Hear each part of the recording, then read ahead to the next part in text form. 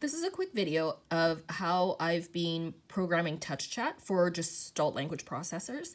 I don't think that there's like a clear cut 100% you have to do things this way, but this is what I've been working and I've had some good feedback from teams. So what I first do is I go into groups and I pick a spot to put them. I've been putting them on one of these extra pages down here because I'll open a blank extra page, but it gives you a kind of like a framework for the future. So one way that you can actually teach a child Gestalt is just sort of by using the programming that's existing. And that's actually a great way to do it because you could, for example, say, I love it. And if that's within the capability of the student, then by all means do that. That's actually an amazing way to do it because they can actually even do that from the homepage, right?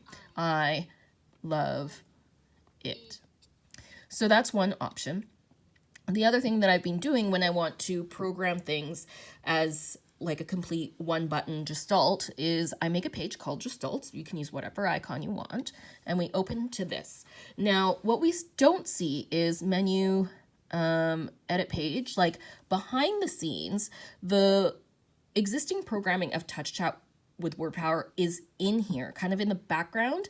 And if, for example, one of these buttons is I love it, becomes then something that we can, for example, use the icon sequence for, then I could unhide this. And then from the Gestalt page, I could say, for example, I love, oh, I have to unhide it as well. But that's another way to do it. When working with Gestalts, it's always important to have sort of like a future plan for how we are going to break them down and mitigate in future phases. So what's important is as I do this, I want to leave ample space sort of around here so that whatever I have in this button can then be broken down kind of around it. And then where I can, I'm going to use the existing organization of the device. I hope that makes sense. So how do you get these wide buttons that are blue, for example? Now I'm going to edit this button here to be wider, just so you can see. But what you would do is just select the button. Oh, first of all, we would be in edit mode. So menu, edit page. I'm going to hit this button. That's where I want it. And we're going to change the button size. Okay, so now we have rows and we have columns. Okay, so what we want is a button that's one row but two columns. So we're going to save that. And now we have a wide button here. It's hidden. Sorry. Let me unhide that. So now we have a wide white button here, right? So maybe you want to turn it blue. I've just been using blue for Gestalts. There's no evidence to support back that decision.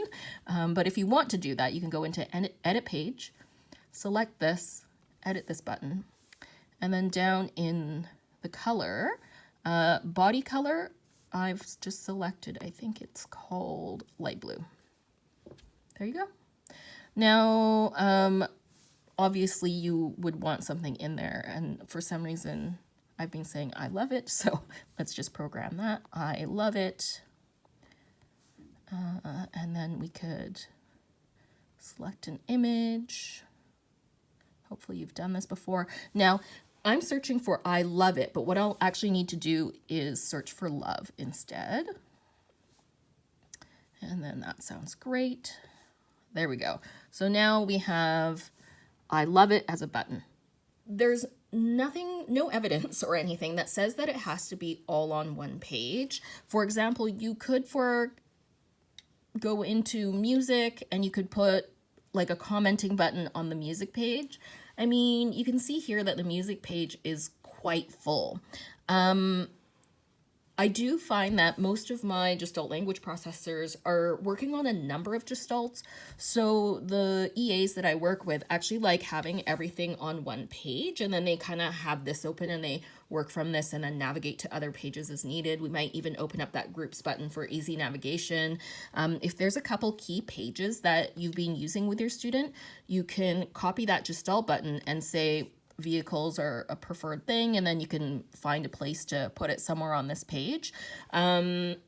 and then you're working from the whole Gestalt page and kind of developing a motor plan within that Gestalt page, if that makes sense. So that's why I've chosen to do it as a single page as opposed to putting Gestalts on different pages. I hope that makes sense. Like if you have a commenting Gestalt, hypothetically, yes, you could put it on every single page, but then I think that is going to become weird to deal with as we start to sort of break things down, and we're trying to mitigate, and there's bits and pieces all over the place throughout the device, as opposed to having a Gestalt page here. And we might have, again, I love it within the organization of word power, but if fantastic was in one of your Gestalts, then you could just have a fantastic button here, and then you could mitigate it with other things like I feel fantastic, that is fantastic, and so I don't know, that just makes sense to me. Hope that helps.